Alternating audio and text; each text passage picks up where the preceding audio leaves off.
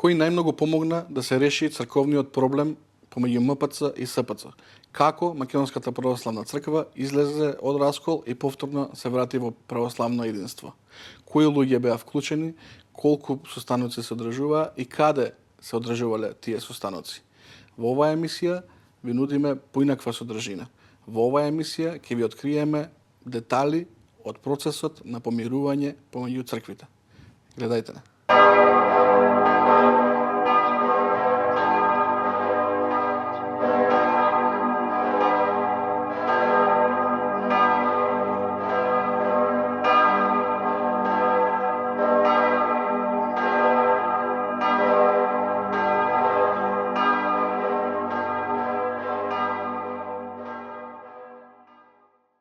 Добредојавте на YouTube каналот на Слободен печат. Ова е емисијата Попкаст. Јас сум Мартин Богатиновски и овој пат ќе ви понудиме една малку поинаква содржина од онаа каква што сте навикнати. Во студиото за прв пат можеби немаме свештеник, човек во мантија, ниту владика, туку го имаме професорот Оливер Андонов. Добредојавте. Добар ден, добро ве најдов. Благодарам на поканата. И токму тоа беше моето прво прашање за вас, Мартин. Ја не сум свештеник, ме поканивте на Попкаст. Да. Тоа е следно сакав да им го објаснам на гледачите, зашто токму вие сте овој пат тука спроти мене. Вие сте еден од ретките, можам да кажам, кои што беа дел од процесот на помирување помеѓу Македонската православна црква и Српската православна црква. Бевте можеби, како што имам информација, во двоцифрен број на состаноци лично сте присуствувале, каде што се воделе битки, да се изразам така. Така што мислам дека денеска ќе им отвориме доста, ќе им одговориме на доста прашања на гледачите, зашто верувам дека се уште не е јасна работата од тој поглед. Информациите ви се точни. Можеме да проговориме многу повеќе за процесот на прифаќање на автокефалијата. Тоа јас не го дефинирав како помирување, бидејќи ние никогаш не влеговме во не сме биле скарани. Во кавга да се скараме со Српската православна црква, но имаше потреба да се затвори тој процес на нашата автокефалија од 1967 година со нивно прифаќање согласно каноните како последна канонска юрисдикција во делот на Република Македонија, кој има своја предисторија и нормално мотивацијата беше многу интересна. Ќе поговориме за тоа и за некои претходни моменти, и за подоцнежни моменти, и за самиот тек како течеше сето тоа. Прво морам да ве прашам директно. Како токму вие, вие сте професор на Војната академија, имате искуство и во политиката, како токму вие се најдовте да бидете таму во таа екипа преговарачка на тие состаноци, што верувам дека било сето тоа тајно на почетокот и најпрво, знаете, Мартин, јас сум црковен човек. Значи, јас ја живеам нашата света православна вера со децении. Значи, од моето раѓање, од мојот живот како дете во Крива Паланка, татко ми покоен беше настојател на манастирот Свети Јоаким Осоговски, кога немаше монаси. Во манастирот имаше настојателство. Во еден период бев и заинтересиран да моето образование биде во средното богословско училиште или на богословскиот факултет, но околностите беа такви и тргнав по еден друг пат. Сега можеби малку можеме да правиме и паралела околу тоа дали сте свештеник или сте војник, и едниот и другиот е во некој поредок. Свештениците во канонскиот поредок на Светата православна црква, војниците во едно правило на службување во армијата и секој на некого подреден. Свештениците на архиереот надлежен, во чие име и служат, на чие антемис служат света литургија и ги извршуваат светите тајни и требите. Војникот, односно подофицерот, офицерот на некој повисок офицер, има и починети, има и предпоставени, како вели стотникот на Христа во Евангелието, ти можеш да кажеш така или така, затоа што јас сум човек кој е подластен, но кој има и власт на другите, и кога јас на некој од моите војници ќе му кажам дојди, тој доаѓа, кога ќе му кажам оди, тој оди. Значи, дури ни Светото писмо, ни Евангелието не ги раздвојува општествените од црковните собитија, и црквата е една од... Спонтано дојде така да ви влезете во приказнава директно? Сега, значи, малку предисторија во тоа, не спонтано, значи намера имаше во целата работа. И јас и господинот Ефремов Зоран, благодарение на поддршката на владиката Петар и неколку други свештеници од МПЦ, кои нема да ги споменам во конкретниот случај, едноставно треба да ги прашам дали може да ги споменам, инаку тие ќе се препознаат. Тие многу добро знаеа како некои работи се одвива, дури и помогна. Помогна и некои други луѓе верни, кои во тој момент можеби не беа свесни дека помагаат. Дури да биде интересно, помогнаа и луѓе кои се иноверни, така да кажем, значи не се православни, но кои кога требаше помош да дадат, едни од нив говореа, бидејќи не беа од Македонија, говореа дека се што е добро за Македонија и за Македонската православна црква, тие со задоволство ќе го поддржат и ни веруваа во мисијата дека тоа е добро, а некои беа и од Македонија кои Македонија ја чувствуваат како сопствена држава. И е нивна држава, без разлика што се иноверни и кои имаат голема почит кон православната вера, кон мисијата на нашата света Македонска православна црква. И на почетокот веднаш основната мотивација сакам да ја објаснам за гледачите, за македонскиот православен народ, за сите кои ќе не гледаат. Мотивацијата беше дека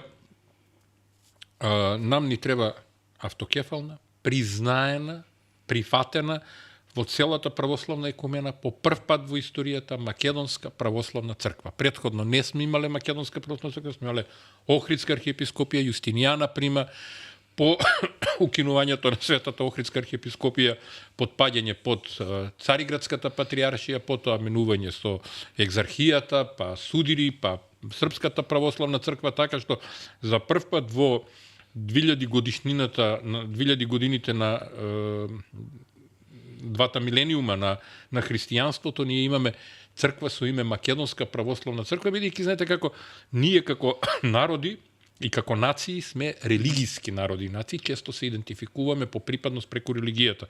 Од тој аспект Македонската православна црква има исклучително општествено значење. Тоа е општествен столб околу кој православниот народ во Македонија ќе се собере и ќе и помогне на државата Македонија да обстојува. И тоа беше мотивот поради кој ние тргнавме во целата оваа процедура. Без разлика на мотивот, како и да е, вие бевте... Нормално и црковниот мотив е тука. Вие бевте дел од тоа, од тие состаноци, нели се одржува Белград, Крушевац, Ниш, Солун, каде уште не, ги имало, ете, јас не знам од прва рака во голем број, но исто така имам некој впечаток дека како да некој сака да го стави тоа ваше учество, вашето залагање под тепих. Како да сака да се одмолчи моментот дека Оливер Андонов бил воопшто дел од тие преговори. Имам точен е тој впечаток? Потполно ви е точен впечатокот. Зошто е тоа? Да, ќе ви кажам зошто, затоа што за наша жал состојбите во црквата прво се злоупотребуваат за политички цели. И доколку некој јавно признае дека Оливер Андонов, владиката, неговото високопреосвещенство владиката Петар, Зоран Ефремов, учествувале во една работа која е историска за македонскиот народ, за македонската држава, тогаш ќе треба да се направи паралела дали некој друг во изминатото нешто направил така од таков историски маштаб за оваа држава. Тоа би значило дека сега да не бидам јас лажно скромен во таа работа, па сега да треба да бидам лицемерен, тоа би значило и автоматско запишување во историјата. Да. Добра, тоа ќе речеме, препишеме на... И тоа некој не сака затоа што запишувањето во историјата значи влијание врз сегашноста. Знаете, Мартин, кажете ми еден македонски политичар, премиер, председател на држава, председател на парламент, некој кој оставил историска трага во 35 години независна Македонија. Дури Доне Илиев, кој учествувал во создавањето на добивањето на автономија на Македонската православна црква, прво самото нејзино формирање преку архиепископот Михаил, тогаш Методи Гогов и целата таа историска постапка за да се создаде со првиот архиепископ на возобновената Охридска архиепископија Македонска лицето на Македонската православна црква 1957 година и добивањето на томосот за автономија од Српската православна црква како персонална унија со српскиот патријарх тогашен Герман. Мислам дека Герман беше, да. Па се до 1967 година во таа автономија, па потоа автокефалија учествувале луѓе. Дони Илиев е еден од тие кој учествувал во сето тоа, бидејќи знаеле како треба да се создава држава. Бидејќи јас често знам да тргнеме политиката настрана, ќе ве потсетам на еден момент непосредно по решавањето на црковниот спор, имаше еден демант од кабинетот на архиепископот Стефан, во кој што се вели дека вие не сте биле дел од тие преговори. И тука стануваше збор за политика? Да, демантот стануваше и за лични пресметки со мене. Демантот дојде од луѓе во кабинетот, не од архиепископот, и понатаму убеден сум дека архиепископот такво нешто не потпише, бидејќи за може да отиде во јавност демант без да го... Многу работи одат во јавност без да види архиепископот или некој друг кој треба да види. Мислам дека сега со една група луѓе таму кои функционираат по прашање на сајбер објавите на Македонската православна црква се стават под контрола состојбите по она што ќе оди во јавност. Така што во тој период некои други луѓе со друга намера сето тоа го направија. Одидата на тогашниот секретар на кабинетот на... Па имаше многу. Имавте после и пресметка јавна со него. Имаше многу врска и не, јас не сум влегол во пресметка. Тоа се само дебати јавни. И јас тоа го имав и јавно кажано дури на една трибина на филозофскиот факултет во кој реков дека постапката им е погрешна, дека ние го тргнавме патот кај што требаше. И јас ќе се вратам токму на патот. Тоа и ми беше суштината на објаснувањето. 55 години, од 1967 година до 2022 година, 55 години, Македонската православна црква се бореше за автокефалија.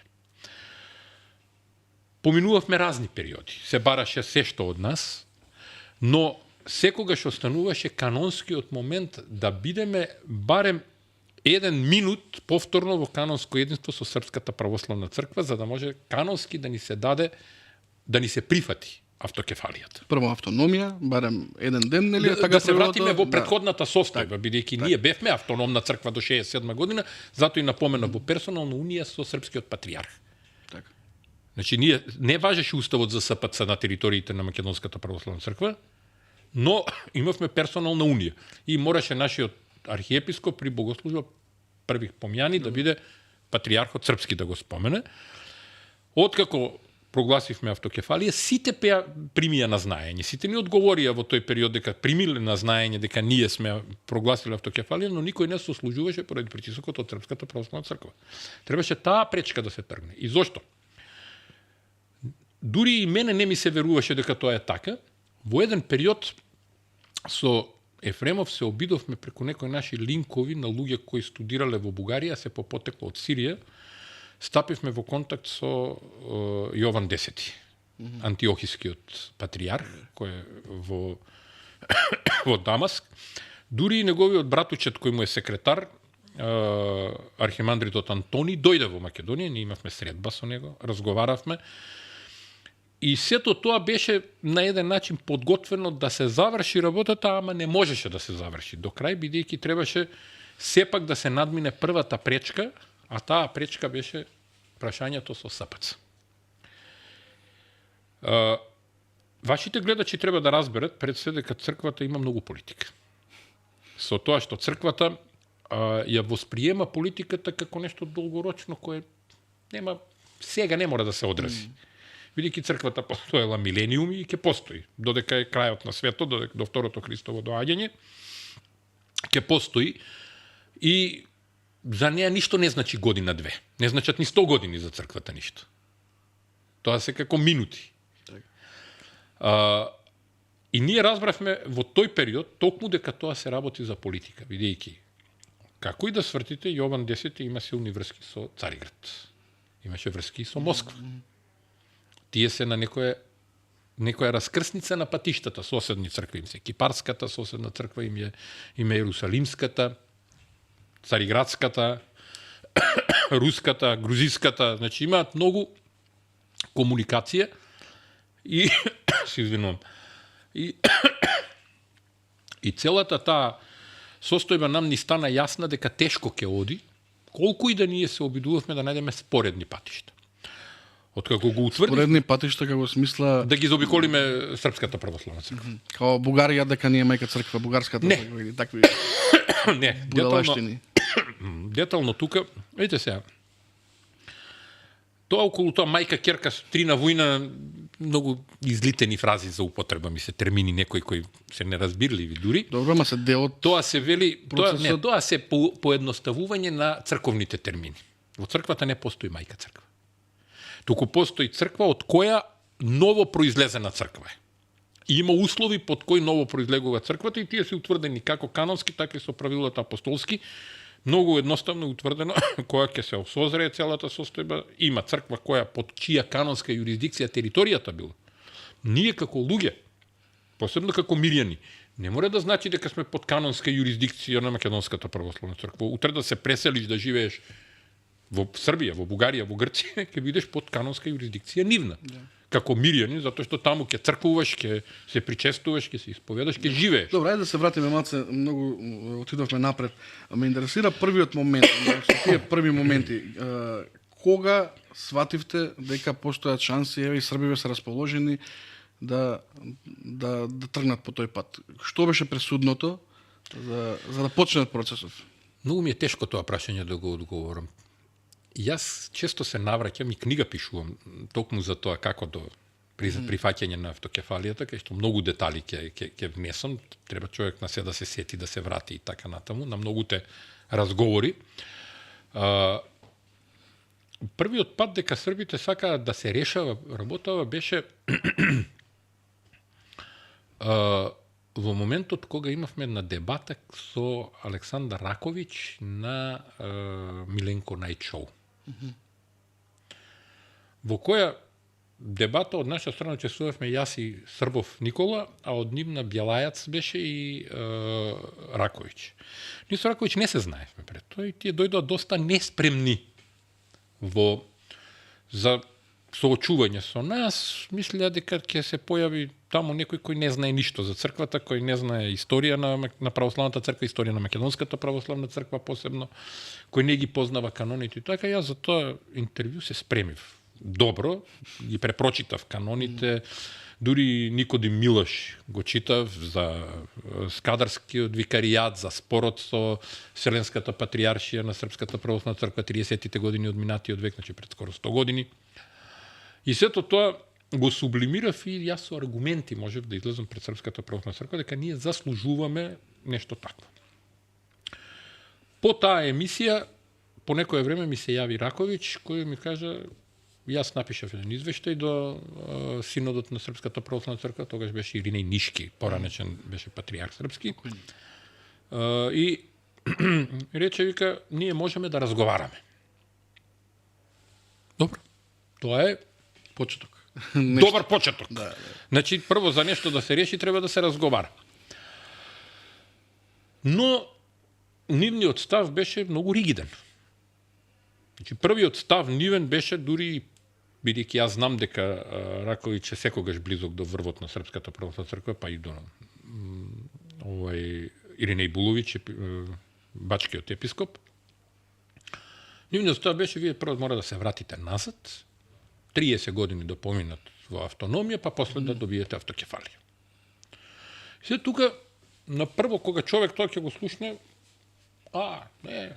не сакате вие. Значи, вие сакате да дадете автокефалија. Значи, беше конкретно кажано 30 години? 30 години беше кажано да се вратите назад, 30 години канонски како покаяние, што сме се одвоиле, па потоа ќе ни дале автокефалија. И сега, кога во преговорите ги имаш тие на тасот моменти, значи вие сакате да дадете, сакате да го решите проблемот, ама во основа не знаете ни вие како да го решите, па се држите до каноните, сега се поставуваат неколку непознати за нас. Се една мало опис и за гледачите, и малку интересно вака да им биде. Кога го разгледувавме тоа со Ефремов, Зоки како човек кој работел во службите безбедносни во Македонија, не оставаше простор на тоа да остане само на разговор. Човекот дома една табла во неговата соба и ќе запише. Тој и тој. Тоа и тоа е правено, тоа и тоа е вака. И почнуваме да разговараме по можностите што они сакат да ни нам кажат преку одредени искажувања. И така дојдовме до заклучок дека сакаат, ама и они не знаат како да го изведат, бидејќи и тие се под притисок на јавноста српска и дел од круговите на владиците, под притисок се на политиката, како и ние овде. Тоа што е трагично во целата, за нас трагично во целата постапка беше што нашава држава не знаеше од кај да почне. Ние многу често се однесуваме како држава дезориентирано. Значи немаме методика, методско, систематско и конзистентно во континуитет однесување во решавање на проблемите. Да знаеме од кај тргнуваме, што сакаме да постигнеме и како ќе се движиме. Нормално никогаш тоа не е права линија. Секогаш има лево, десно, нагору, нагоре, надолу. Значи се бараат разни простори. И во еден од следните средби со Раковиќ, посебно по еден мој настап во Белград, во Чумичево Сокаче, каде што он има едно собитие на србување, а јас станав и реков дека Македонија никогаш не било и нема ни да биде српска. Не е дел од српските земји од Бања Лука до Гевгелија, како што некои од нив сакаат да кажат, па дури наши политичари од српските партии, од македонските партии на српското малцинство во Македонија, кои беа присутни таму, настана еден такво вознемирување кај нив, почна сите да ме напаѓаат, дури имаше и свештеници, беше Џого од Богословскиот факултет во Фоча, па тоа, вие расколници, вие вакви, вие такви. Раковиќ застана во моја одбрана. И мене ми стана јасно дека нешто сериозно се случува. Потоа, тој рече ке не запознае со некои луѓе од политиката. Јас до тогаш и покрај тоа што сум бил дел од македонската политика, со луѓе од српската политика сум немал комуникација и тогаш тргнавме во комуникација со некои луѓе од српската политика. Движејќи се низ таа линија, ние разбравме, почнавме да доаѓаме до сознание дека на луѓе даваат задача да комуницираат со нас за да може да се дојде до решение. И дека на нив им е наметнато тоа решение. Во тој период, ова се случува 20-21, значи негде во периодот на ковидот и така, тоа трае веќе извесен период. Во времето на новиот српски патриарх Порфири. Уште не, само што дојде Порфири. Така. Само што дојде Порфири, нас ни стана јасно дека има джелба тоа да го направат, но и дека се под притисок. Тоа беа актуелни случувањата, ако се сеќавате, со Украинската црква, па Цариградската патријаршија и така натаму. И во една од нашите анализи, ние дојдовме до заклучок, тоа после и со дедо Петар го разгледувавме, дека всушност зашто се работи. Дека во битката помеѓу двата големи, ќе ги наречам блока, иако е многу глупаво за православната црква да има такви блокови да се дели, но помеѓу Цариградската патријаршија и Московската патријаршија постои судир кој е и политички и секако мотивиран. И над кој стојат други интереси. Но имаше Ефремов една изрека интересна по штипски, како викаше, абе не ми е гајле низовие наш Стојанче да си дојде. А наш Стојанче требаше да дојде во тоа што ние ќе добиеме прифаќање на нашата прогласена автокефалија. И дека нема да имаме проблем понатаму. Добре, ако се вратиме наназад, проблемов периодот во раскол кој што го помина МОПЦ трае неколку децении. 55 години така. Немавме комуникација со нив. Имавме, ама немавме сослужување. Да, се сменија неколку патријарси, чинам тројца Да. од СПЦ, нели? Герман, почна Павле, после Герман дојде Павле, па Иринеј и на крај Порфири. Кој беше тој што го реши проблемов? Црквата сама по себе, патриархот или службите? Кој беше оној што беше најзаслужен за Се се тоа комбинации. Се се тоа комбинации на државни интереси, на политика и на црква. Едниот момента кој изостанува, немате решение. Порфири вика Божја промисла, нели? Па, таа секако, без Бога ништо. Значи, ете сега, во тој аспект, православно, кога гледаме, да Господ нас не избра како свој сад, преку него да дојде проводник, да дојдеме до тоа до што требаше да дојдеме. Значи, не успеа со Јована, не успеа претходно со поставување разни администратори, вакви, такви, нешто, немаше решение. На крај, помалку под притисок можеби од Москва, помалку по интерес нивен, помалку по наши сугестии дека оваа што им се случува со МПЦ утре ќе им се случи и со Хрватска, ќе им се случува со Црна Гора, таму беа исто пред крај за некои работи да поживееше Амфилохи Радовиќ таму, кој знае што све ќе се одвиваше, многу поразлично ќе беше него сега во времето на Јоаники и на Методи. Значи ќе беа многу различни состојбите, но исто така ќе беа и влијанијата на други цркви. Имаше интереси од Цариградската патриаршија, имаше интереси од Бугарската црква, дури и од Романската црква. Тоа ние кога одевме кон Антиохија, таму беше длабоко вмешана Бугарската црква во тој период. Затоа што и тие има интерес. И затоа и ви реков, мора да биде јасна работата. Црквата е црква, верата е вера, но секогаш има и политика во сето тоа. И црковна политика, така да ја наречам. Која кај нас, за жал, не живее на таков динамичен начин како што тоа живее во Цариград, како што живее во Бугарија, како што живее во Србија, значи да има таква црковна дипломатија, да има таков интерес, кај нас е малку различно, ама тоа е тема некоја друга која треба да ја зборуваме за реорганизација на Македонската православна црква. Преговорите, од наша страна членови нели имаше комисии за преговори, беше владиката Петар, покојниот владика Тимотеј, архиепископот Стефан и секретарот Климент. Од српска страна нели исто беше беа Порфири, Иринеј Буловиќ, Нектари, мислам дека секретар беше. Не секретари, ме архимандрите таму, како се викаше го збори. Од таму беа патриархот Порфири, Иринеј Буловиќ, беа Арсени Нишки, мислам дека Фоти беше и Давид Крушевачкиот. Ама далеку сме од тој момент сега кај што застанавме. Само да прашам, тоа што ми беше мене битно, че се водат тајно преговорите.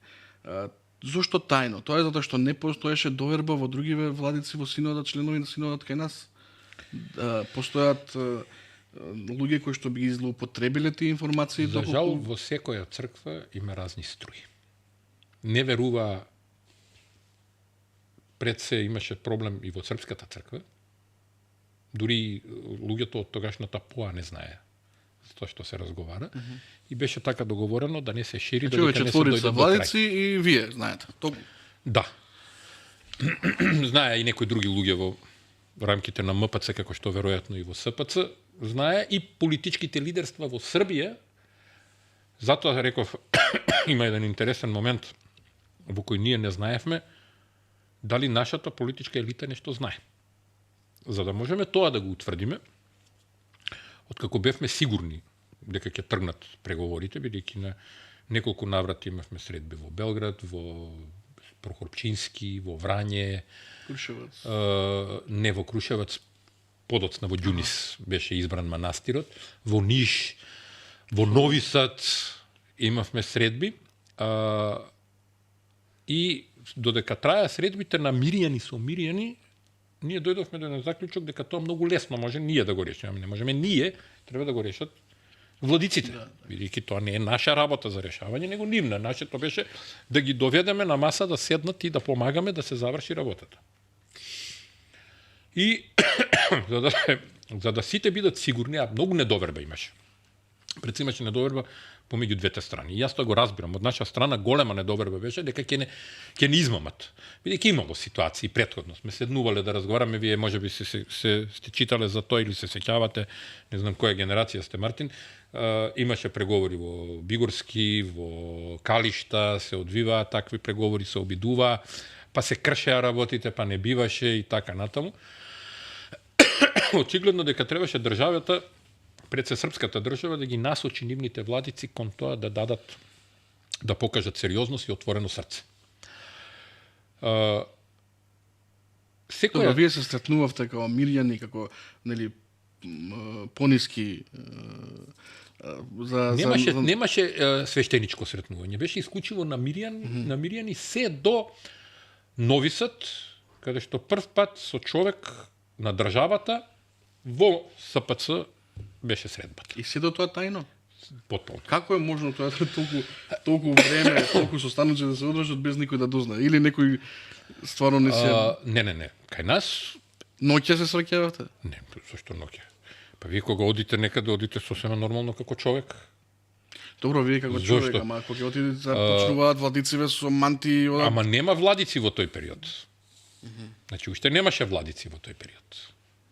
Не беа вклучени. Тие знаеа, првите средби беа, еве, ви кажам, со луѓе од црква, српската црква конкретно, претходно беа со луѓе од политиката српска, кои ја буткаа работата дека може тоа да се заврши, и потоа првата средба со луѓе на државата во црквата, бидејќи така функционираат, јас не знам зошто кај нас така не се функционира, ама за да има координација помеѓу активностите, за клучни државни работи. Јас тогаш разбрав дека тие како држава имаат интерес да ја прифатат автокефалијата на МПЦ.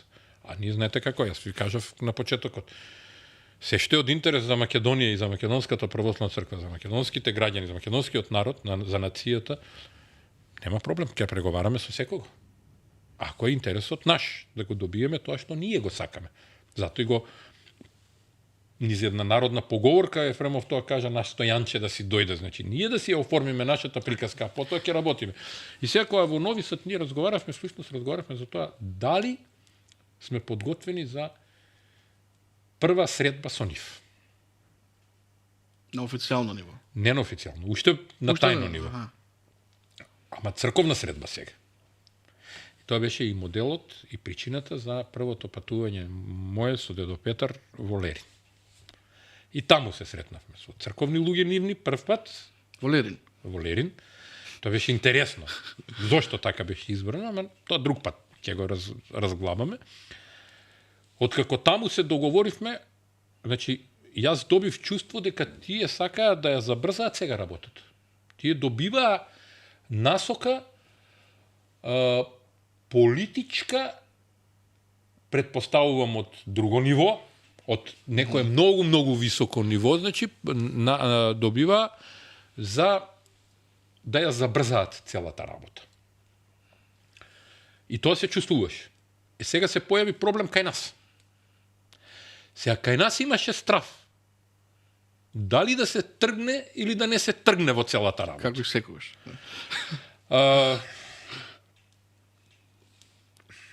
Ми текна еден момент во еден разговор со еден од тие кој од страна ни помагаше внатре од црквата, кој ги скоментира: за жал во нашата смотаност не треба да се сомневаме некогаш. Се извинувам на изразот.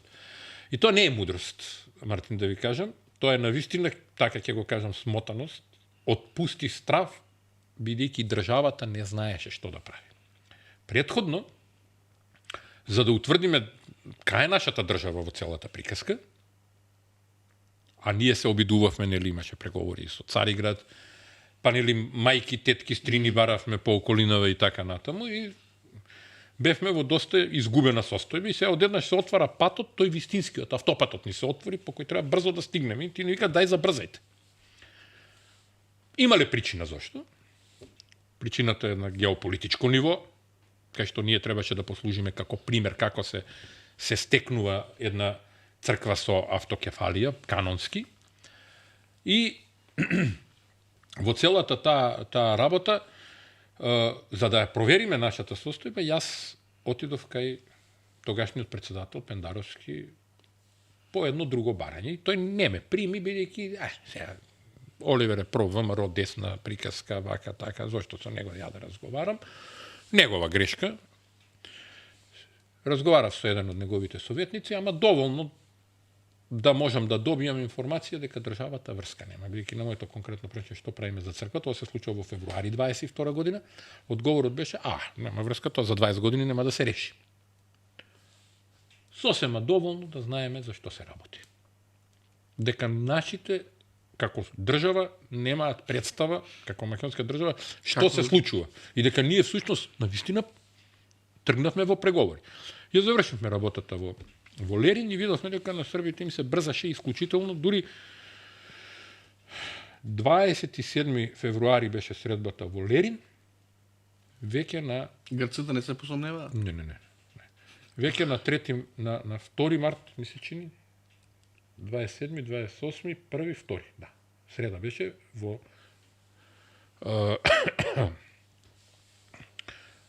сирната седмица пред Великден, средата, пред великденските пости, пред поклади великденски, во средата на 2, имам ја слики од таму што сме се сликале, реков ќе ги ставам во книгата кога ќе дојде време да ја објавам, сега нема да ги објавувам уште. И требаше да се оди таму. И одеднаш на 1 на пладне настанува куршлус кај нас. Никој не се зафаќа за тоа дека ќе појдам. Владиката Петар беше согласен да појде, ама нешто се случуваше во синодот, кочници, не бива, вака, така, не може, ова, она. Зошто? Затоа што, пак ќе ви кажам, нашата црква беше исплашена, односно раководството на црквата беше исплашено од тоа што ќе се случува таму. Сваќајќи ја поентата на гаранциите, успеавме тоа со една тензична состојба, со една нервоза.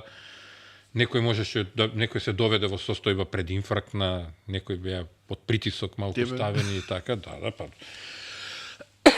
Знаете како, Мартин, кога вие ќе ги договорите, тоа беше веќе во завршна фаза, дека треба да одиш во Солун да преговараш, и дека од таму ќе дојдат владици веќе, логично е да и од кај нас одат владици. И сега, кога ти немаш храброст да некој каже, да пресечи и да каже се оди до крај со оваа работа, ќе застанеме цврсто да испреговараме, ако не бива ништо не бива, тоа така се преговара, не се преговара другачие, него дали, нели, што ли, како ли, зашто, па сеа ова, па сеа она, зашто си се штите, некој си ја штити својата комфорт зона, удобноста. На крајот, под една тензија, под еден притисок, отидовме во Солун и нормално така се договоривме со луѓето да преговараат само владиците во посебна просторија. Значи да не биде ние како миријани да сме присутни, затоа што знаете како ние немаме таков светоглед токму како владиците, од наша страна беа да истите приескаше ги спомнат? Не, од наша страна беа само владиката Петар и Климент. Како негов викар, не како секретар на синодот, мада и како секретар на синодот, како викар беше. Од другата страна беа Фоти и Давид. Си разменија подароци, си изгушка, си изпоздравија, со голема почит. Што би рекол дедо Петар на крајот, ќути добро поминавме, прв пат не нарекува, како беше го употребивте терминот, сега ми изгледа, расколници. Што сосема ми беше јасно. Човекот од црквата кој беше таму со нас, од Српската црква, и која организираше целата средба таму, во хотел Македонија, многу символики се појавија тука, буквално ми кажа, во тој период ми кажа, се што ќе побарате, се ќе ви дадеме. И јас немав коментар веќе на тоа. Тоа таков отворен сигнал, јас едва чекав да излезе до Петар однатре, да му го кажам тоа на пауза, едно да знае дека може да бутка до крајни граници. А за возврат немаше ништо поварува услови? Не, немаше. После ги пеглавме работите. Се заврши таа работа таму, живи срекни се вративме, договоривме, мислам дека беше 20 и некој 25-6, ќе се потсетам да погледам, треба точно кој датум беше, во втората седмица од Великиот пост. Четврток беше, требаше да се оди во Ѓунис. Ема тука веќе ние се исклучивме од присуство, требаше да одат само владиците. Значи таа е првата средба на високо ниво. И таа е прва средба на високо ниво. И ајде да видиме што ќе се случи на првата средба. Ние со дедо Петар седнавме, веќе ги имавме поставено нашите услови, 5 услови имавме веќе оформено, ама не ги кажувавме уште. Дедо Петар рече, ајде да видиме што ќе се изроди од првата средба. Прв пат после толку години да се видат, никогаш претходно архиепископот наш Стефан и патриархот Порфирий се немаат видено на таков начин. И си презема српскава држава обврски, да ги спроведе од граница, отидоа таму, разговара и нормално првите тензии помеѓу дедо Петар и Ирина Ибуловиќ, тие се знаат долги години, со години, така натаму, имале и добри и лоши моменти, веројатно. Но покојниот Тимотеј, владиката Тимотеј, презема обврска со Ирина Ибуловиќ да ја договараат работата.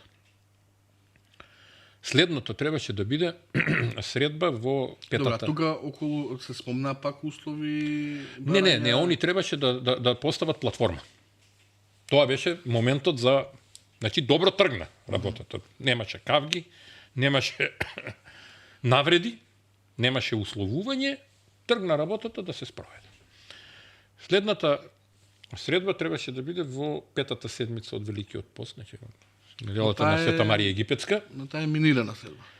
Така? Не, таа се одржа, ама се минираше. Така. Во меѓувреме се најде некој паметен, ја знам кој е, ама нема да го кажам сега, од страна на МПЦ да го информира Цариград за таа работа. Владика? Од врвот на МПЦ. Го информираше Цариград,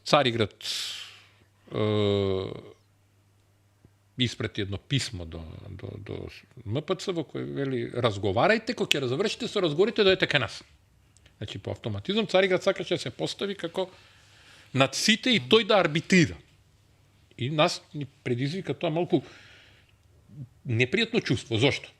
Зошто не арбитриравте претходно?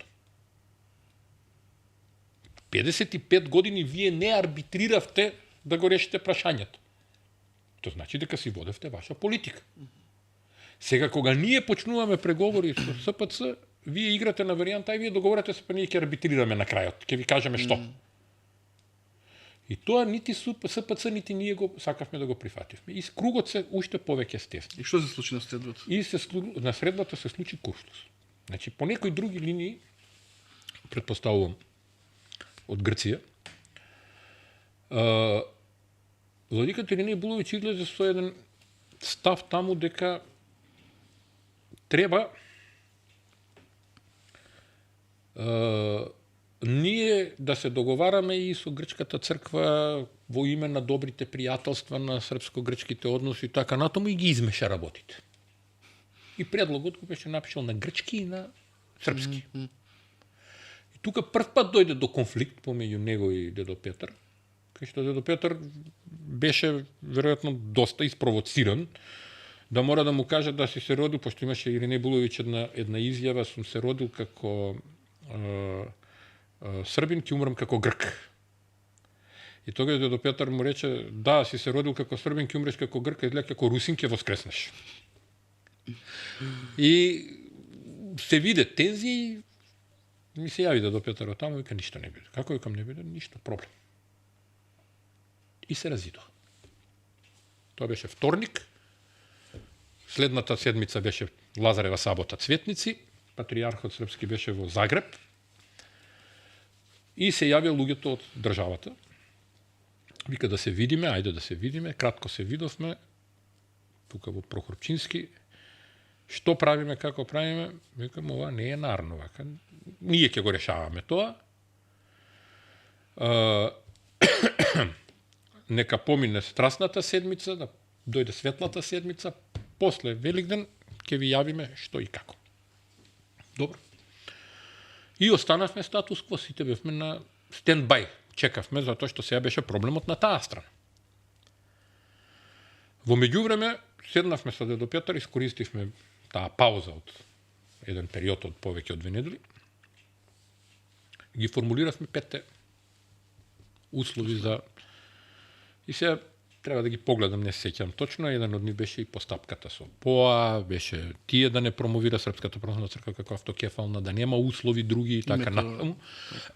Името да си остане МПЦ-ОА Јустинијана Прима. И некаде околу Великден, мислам одма веднаш по Великден, се јави и рекоа, добро, нека дојде Тимотеј, пошто се тоа се лични помалку конфликти направени, нека дојде Тимотеј кај Иринеј Буловиќ. Имаше изговор тогашниот митрополит Охридски, Дебарско-Кичевски и Плавашки Тимотеј, дека сестра има таму во Србија, дека ќе оди кај неа, значи да се покрие работата и замина на состанок со Иринеј Буловиќ и таму они двајца во присуство на луѓе од државата српска го искоординираат сето тоа. А покана за 29 април беше, добивме дедо Петар и јас да одиме во кај патријархот. Како се враќаше владиката Тимотеј, ние одевме на договорено место, кај поминавме границата на српска страна, застанавме и буквално на автопат се одржа една кратка консултативна средба помеѓу владиците наши. Што си разговарал, што јас да немаме, а да не зборуваме по телефон и така натаму, бидејќи бевме многу така. Дојдовме во Белград, не пречека. Вечеравме, вечерта јас имав еден состанок со луѓето од државата, кај што ги детализиравме работите, дека тоа ќе се заврши. Касно ноќта му кажав на дедо Петар Савајле што го чека, бидејќи Савајле немаше да можеме да разговараме, што го чека утре кај патријархот. И дедо Петар замина на средба кај патријархот во резиденцијата. Јас не отидов тогаш, бидејќи така беше договорено, немаше потреба да се појавувам јас, пак остававме да тие решат. И се договорија да веќе следната седмица, значи негде дали 3-4 мај, така нешто беше, веќе се одржи уште една средба на која ќе се дефинираат сите работи во однос на прифаќањето на автокефалијата и тоа што ние бараме. Дедо Петар беше исклучително среќен, дојде со тогаш викарниот ремизијански епископ Стефан и отидовме во соборниот храм во Свети Сава, дозволија на дедо Петар молебен да направи во олтарот, не прошетаа низ целиот храм, се качивме дури горе на кровот, таму има тараса една на кровот, па се симнавме во криптата, потоа ручавме во парохискиот дом, таму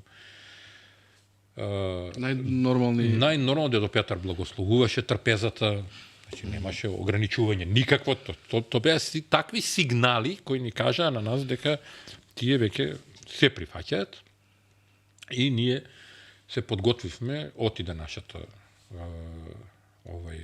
делегација повторно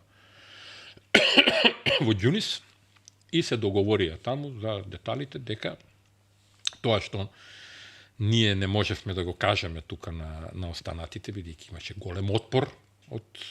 Тоа за да кажем, значи од друга страна врие. Врие, од кај нас имаше после тоа голем отпор. Тие се уште не знаеа дека до кај се преговорите. Наслушнуваа, можеби се сомневаа во нешто, ама никој не знаеше што се случува. Добре, зошто се провали работата на 6 мај.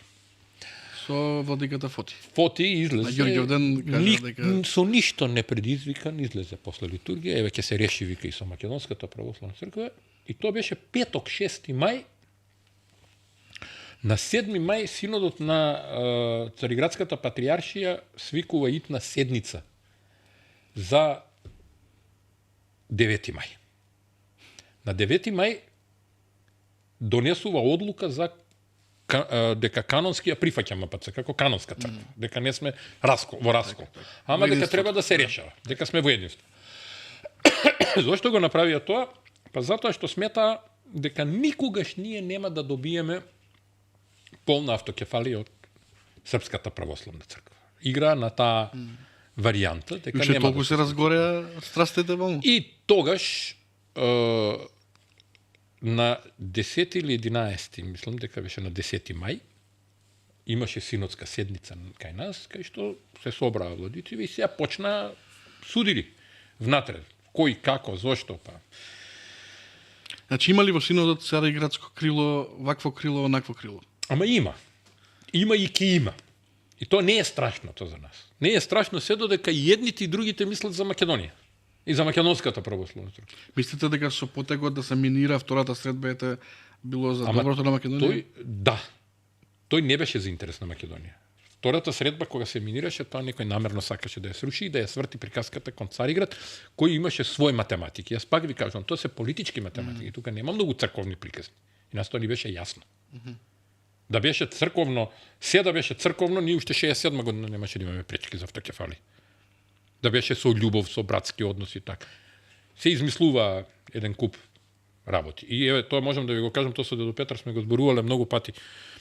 Претходно не можеше, сега да се обидеме истото да го направиме, нема да можеме да го направиме. Се погодил моментот. Така, да. Моментот ја погодил работата. Ние буквално после толку труд го погодивме моментот. Ако се вратиме 2 децени наназад со Нишкиот договор, ќе видиме дека работите се малтене многу слични, освен прашањето за автономија, колку време ќе биде црквата. Па бевме ние во автономија, само тоа никој не го знае во Македонија. Добро, да, ама ете во тој момент па не помина, нели? После таа синодска седница на 10-ти, ние имавме едно писмо на архиепископот до српскиот патриарх, кој стигна по еден канал таму, во кој ние прифативме да се вратиме во автономија.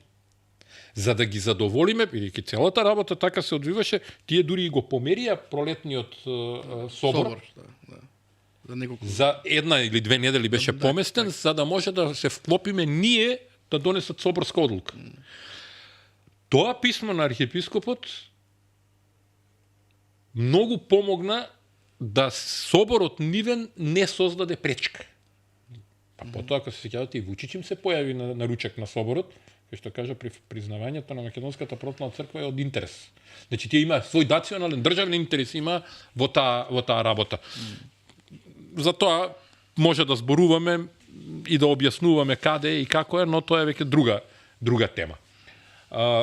Пак ќе се вратам на тоа, беше битно нашиот интерес да се реализира. Од сега натаму ќе видиме каков ќе биде другиот наш интерес за дооформување на автокефалијата.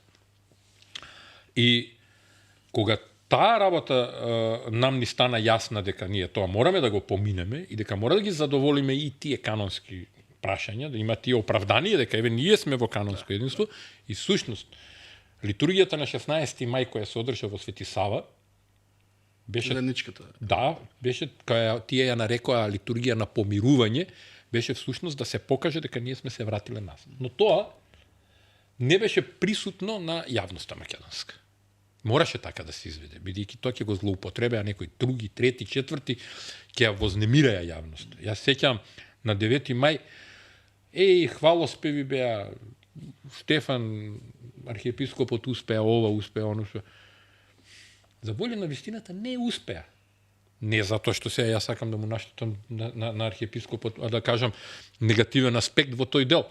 Туку затоа што тој не можеше да влијае на одлуката на Цариград. Цариград се водеше од сопствената политика, не се водеше од нашата политика. И тоа подоцна за Духовден, кога беа нашите таму, се виде како се води од сопствената политика. Ама, важно ние ја поминавме таа бариера, Цариград не прифати како канонска, не може да не сослужуваат со нас, не може сега, нема рикверц, нели? Да. Со Србија, со СПЦ се договоривме, на 16-ти отслуживме литургијата и се договорија на 24-ти, тоа јас мислам дека само јас и владиката Петар знаевме за таа работа, дека на 24-ти патриархот јавно ќе каже дека ја прифаќаат и признаваат автокефалијата на Македонската православна црква. И кога вечерта на 23 дојдоа, ние знаевме дека се избра точно Свети Кирил и Методий како голем празник, да може да се соопшти тоа. Јас го замолив бискупот, кој јас затоа реков, има луѓе кои се не се православни, ама се патриоти, македонци. Македонци од не може би сега не го земам бискупот Киро Стојанов и други кои и дури не се ни етнички македонци, ама ја сакаат Македонија, чувствуваат како своја. Му се јавив на Киро Стојанов и го замолив, бидејќи тој во една прилика ми кажа дека има мошти на Свети Кирил, кои му се дадени од папата, дали може на 24 да ги донесе, бидејќи ќе се затвори приказката. Човекот беше одушевен. Значи, јас позитивна личност како него, баш не сум сретнал за наша. Жал, таа комуникација барем треба по-нормална да биде и државата повеќе да посвети внимание дури и на тоа. Прати свештеник негов во Охрид, од Охрид да ги донесе моштите и утрото на литургијата на Свети Кирил и Методий, на празникот на Свети Кирил и Методий, токму отец Бобан ги носеше моштите на сите владици кои беа на литургијата присутни. И на крајот знаеме како заврши тоа јавно, нели, со искажување, дури мислам помалку и дека и архиепископот беше не очекуваше дека така ќе каже отворено патриархот за тоа дека ја прифаќат одлука на соборот, ја прифаќат и остана. Добро, реално до добивањето на томосот, тоа беше на 6 јуни, да се издоговорат. Значи, всушност, ние некои 3 недели, ајде, до 24 ако ставиме, 10 дена, до 24 мај, нешто повеќе од 10 дена, значи 2 недели, бевме во автономија, која никој не ја знаеше и не ја ни почувствува. Ние си ја одмолчавме, си помина таа работа, затоа што требаше да се оствари целта. Некогаш, тоа е така. Мора да се жртвува нешто за да се дојде до нешто. Ръководството на ПОА беше вклучено во тие подоцнежни преговори? Не. Или само СПЦ МПЦ? Не, СПЦ МПЦ ние една од нашите услови беше тие да не се вклучуваат и тие ги изолира. Прашањето за архиепископ, зашто се реално беше Јован архиепископ на ПОА. Тоа го решивме, една од точките беше архиепископ да остане архиепископот Стефан. Беше поставено како прашање, но така се договоривме јас и дедо Петар посебно инсистиравме на тоа и за нас најдобро решение е да што остана архиепископот Стефан архиепископ, затоа што ќе настанеше хаос. И не е честно да се одземе звање на архиепископот Стефан, кој сепак 30 години, неполни 30 години, 27 години на чело на Македонската православна црква е, и во тој период ги водеше преговорите, и затоа инсистиравме така да се водат преговорите. Имаше да противење од нивна страна? Од СПЦ? Не, од ПОА. Па не знаеа тие што се случува. Тие дури подоцна, кога се решаваат техничките така наречени прашања, во кои влегоа тие дали ќе добијат епархии, дали ќе останат владици, дали... Не можеше, ние немавме намера во старт да им се одземаат звањата, односно достоинството владичко, туку беше работата на кое ниво ќе бидат епископи. Тие и така беа повеќето од нив епископи, не беа митрополити, освен Јован, што беше митрополит Скопски архиепископ. Тој се откаже од титулата архиепископ, си ја задржи титулата митрополит, со тоа што дедо Петар излезе многу во пресрет на тоа и рече тоа вака треба. И тука остане една работа недорешена и апелираме вака во јавноста да владиците од ПОА си ги решат прашањата по прашање на имотот. Имотот на ПОА, кој најчесто го водеа како приватен имот нивен, требаше да се предаде на МПЦ. Бидејќи нашите владици од Македонската православна црква немаат личен имот, него сето тоа е на МПЦ имот. И дури лични имоти кои тоа е работа на синодот сега, да не... Да, но знаете како поминаа 2 години веќе, 4 години уствари, годинава е 4 години, нели, за некој ден, а тоа не се реши. А тоа требаше да се реши. Чесно беше да се реши, бидејќи никој нема да ги избрка владиците од поранешната ПОА, тие се дел од МПЦ, нити некој ќе ги избрка, нити некој ќе им направи проблем во било што. Треба да се вратат црковните имоти да си предат под надлежност на МПЦ и да тоа така функционира. Значи се случува тоа во соборниот храм во Скопје, го доделува. Не, тоа беше прогласот само. Кога кажа дека ја прифаќаат како синот јавно. На 5 јавно. јуни се одржа втора заедничка литургија, каде што Трета.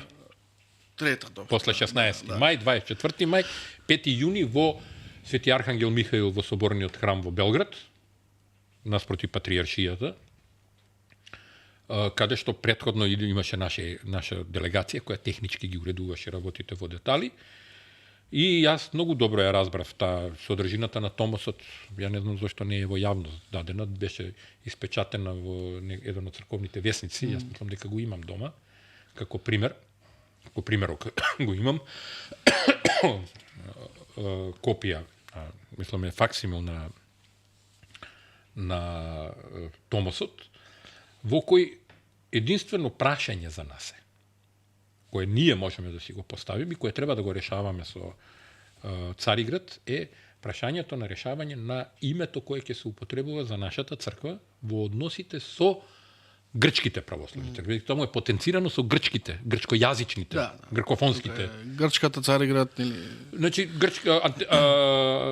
атинската, критската, кипарската, цариградската, антиохиската, ерусалимската и тие што впрочем имаат проблем со името Македонија. Тие кои имаат проблем со името Македонија и тоа ние имаме многу идеи како тоа може да се реши, само треба да се тргне во еден нормален разговор. Ние во моментов немаме некој жив разговор, бидејќи таму има неколку услови кои тие ги поставија, ние не ги прифативме тие услови како такви и ние не сме во иста состојба како Украинската православна црква на Епифани, ПЦУ уствари. Со решението со СПЦ, дали е ставено крај на проблемот?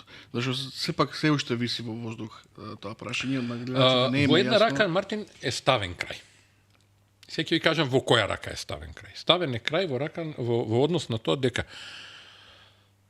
канонски сме признаени, сослужуваме со сите, нема проблем, но во една рака не е додефинирано, бидејќи виси проблемот со грчките цркви.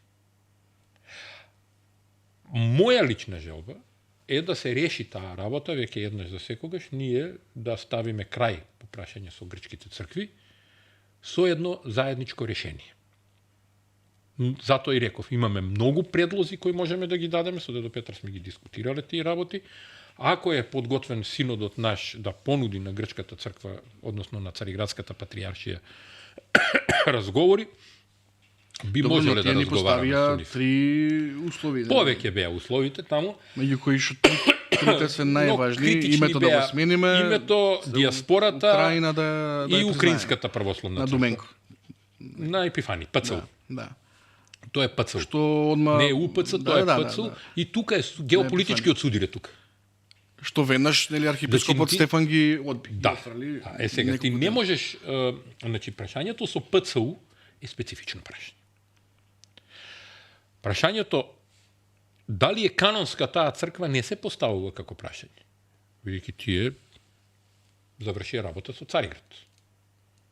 Како што не беше прашање дали е нашата позиција канонска во однос на односите со СПЦ додека не бевме прифатени од нив. Бидејќи нашите владици има апостолско преемство кој го добивме од србите последен пат, така? Во автономијата и после само си продолжи. Исто и со Украинската црква. Но прашањето на каноничноста, каде што се судираат прашањата, е прашањето на тоа кој има право да додели автокефалија на една црква. Добро, тоа не е баш јасно, нели уште од Шамбези. Ама не е Шамбези, тоа можеме ние и назад да се враќаме. Имаме ние искуства и по прашање односите со сириската и критската црква во тој дел. Одnosno кипарската, не критската, се извинувам. Со кипарската црква.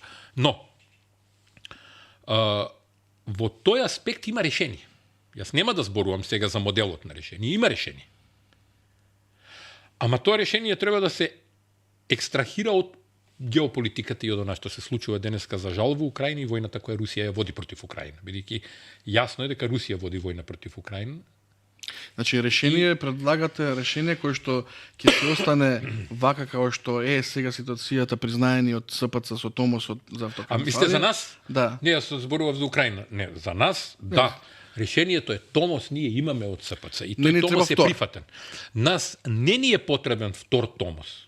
Ако има желба Цариградскиот патриарх да издаде Томос повторно како прв меѓу еднаквите, нели? Па еве јас тоа го прифаќам. Нема проблем. Ќе влезе во историјата како документ. Како што влезе во историјата неговото писмо за каноничност, така?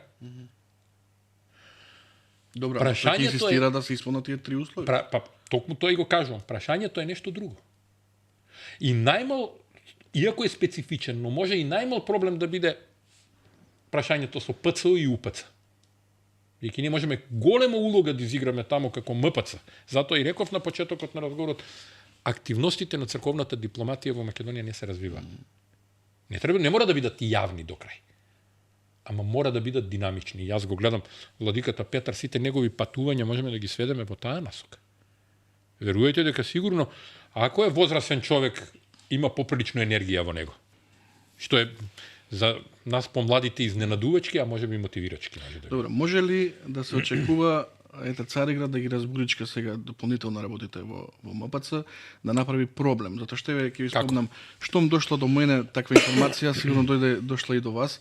Пред некој време баш и пишував на таа тема, дека се појави информација дека наводно Цариград е сериозно заинтересирана да направи раскол, нели, со поставување на еден наш сегашен викарен епископ за архиепископ и за такви опасности некои се...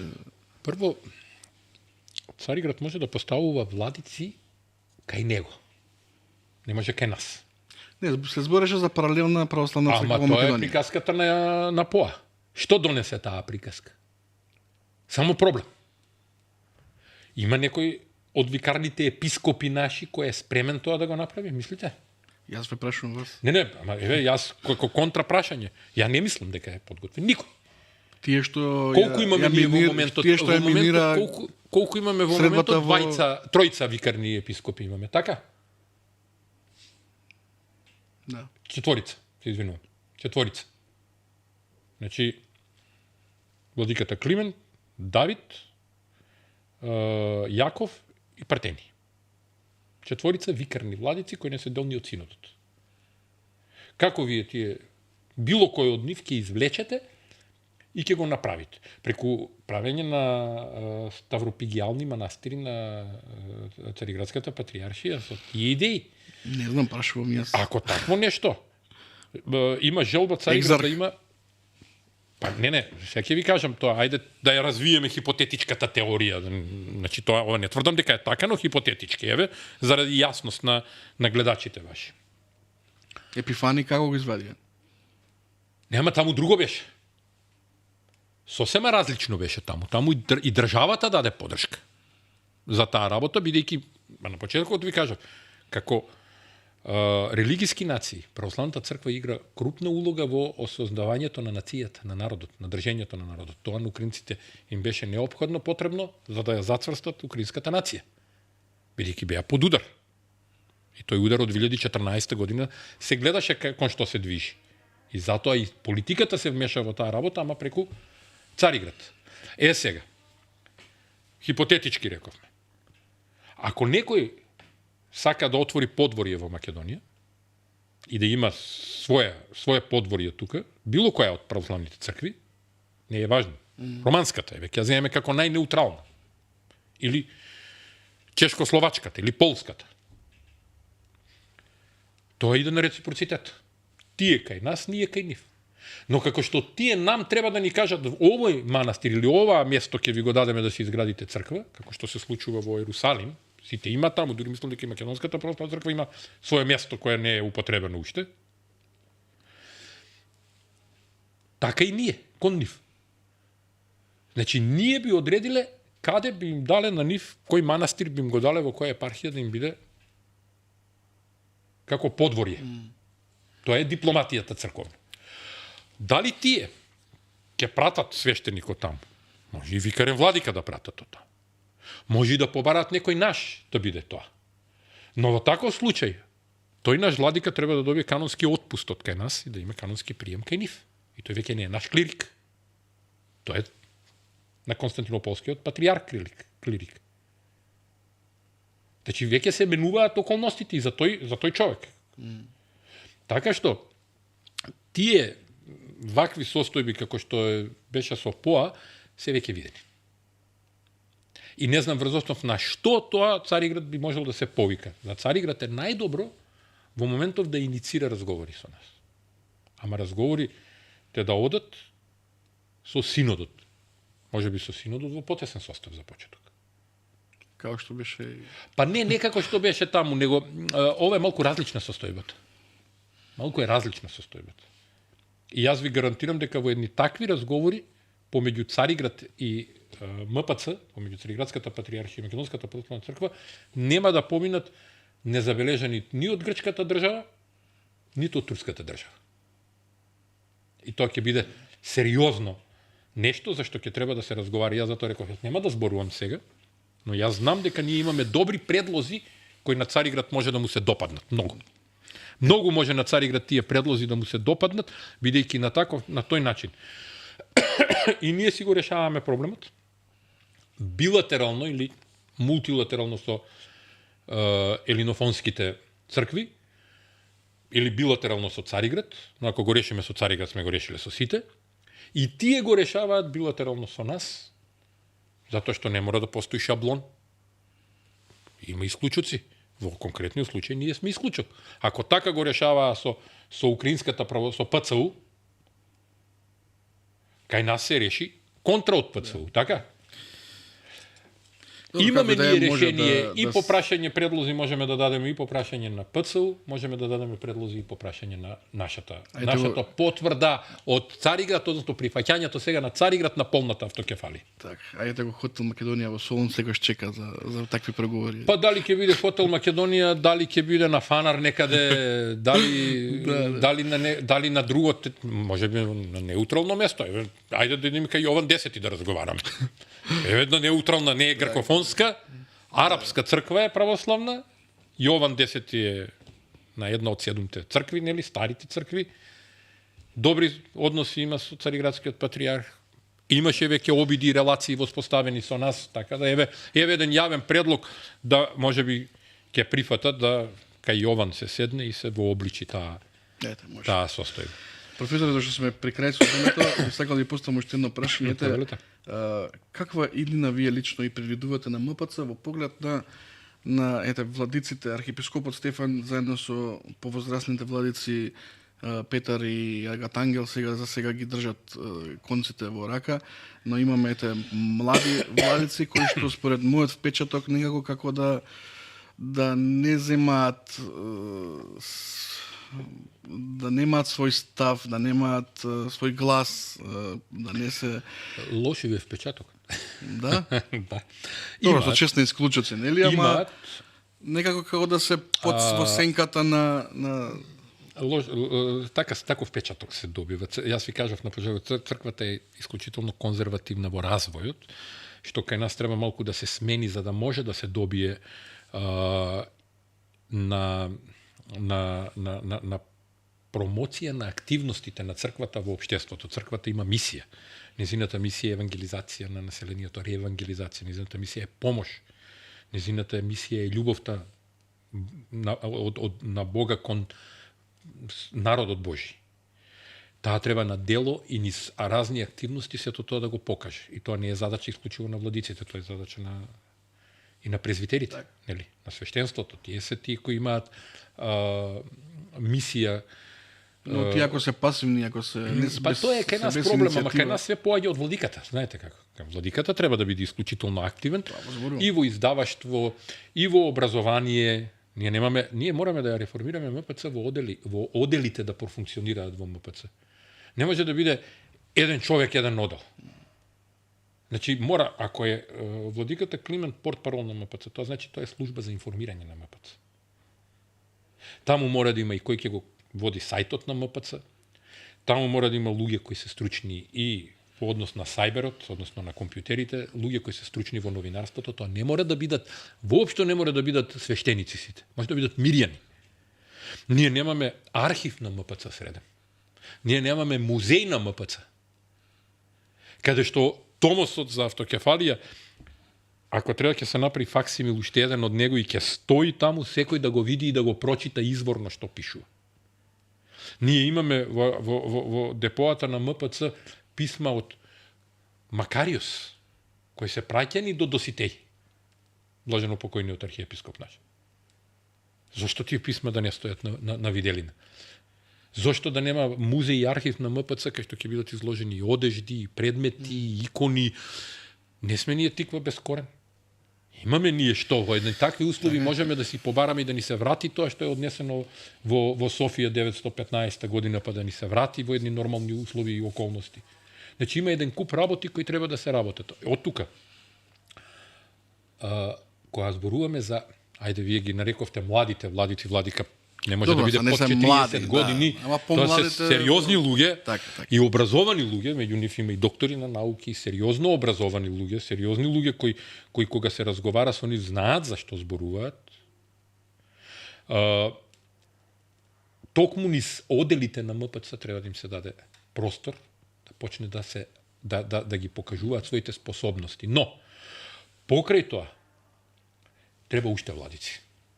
Имаме потреба барем уште 2-3 викарни, посебно во Скопската митрополија, Скопска епархија, бидејќи е најголема, архиепископот е архиепископ и митрополит Скопски, но од многу причини му требаат барем 2 викарни епископи кои ќе ги вршат секојдневните работи со свештенството и активности. Па да, он му е викарен, ама не се гледа, му треба уште еден. Имаме ние многу квалитетни... Дека преискористен е потенцијалот на Давид, па да треба уште еден? Па воопшто не е преискористен. Затоа реков, треба уште еден покрај него, за да може да се вклучи во може да уште 2. За да им се даваат задачи кои треба да ги вршат и на тој начин да се градат. Видејќи помина времето кога во МПЦ имаше недостиг од монаштво и од кадар кој е школуван и подготвен за владика, па мораше од пензионираното свештенство или од свештениците кои останале вдовци или преку ноќ, што се вели за 7 дена според канонот да се направат владици, тоа време истече веќе. Мислам дека митрополитот Ѓорги е последен кој е таков, но не треба да заборавиме дека тој беше декан и професор на Богословскиот факултет и дека не е теолошки необразован. Далеко. Значи, нема потреба да се земаат луѓе од мирјаните, односно од обичното свештенство на брзина да се прават како епископи, затоа што имаме доволно и монаштво и образован кадар и испечен кадар во црквата. Професор Андонов, ви благодарам за гостувањето, стварно ми беше мило и мислам дека одговоривме на доста прашања и мислам дека им е појасно сега барем малку да луѓе.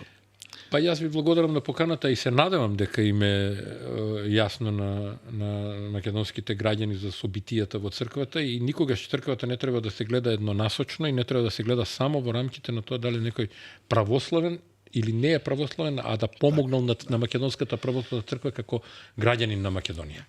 Кога ќе објавите книгата, ве чекувам повторно да... Па се надевам дека ќе објавам, ама нема наскоро да биде тоа, се уште е во една фаза на средување, на многу работи, на преиспитување и така.